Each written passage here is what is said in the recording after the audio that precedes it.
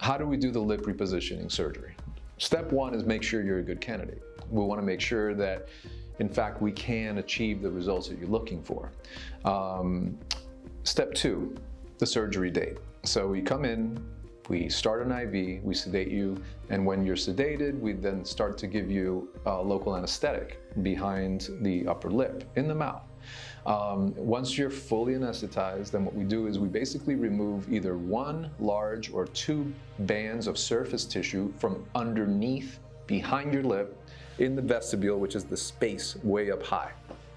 Once we remove those bands, then we suture them together. And in essence, what that's doing is it's causing the vestibule, which is that fold underneath the lip, behind it, to shorten and to become more shallow. So in essence, when you smile, instead of the lip rolling all the way up, it's going to stop at about halfway, maybe 3/4 of the way.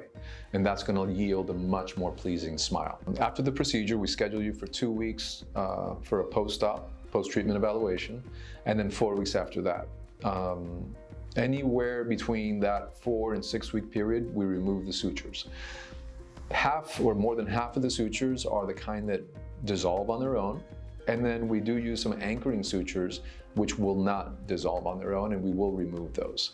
And that'll typically take place anywhere between those 4 to 6 weeks.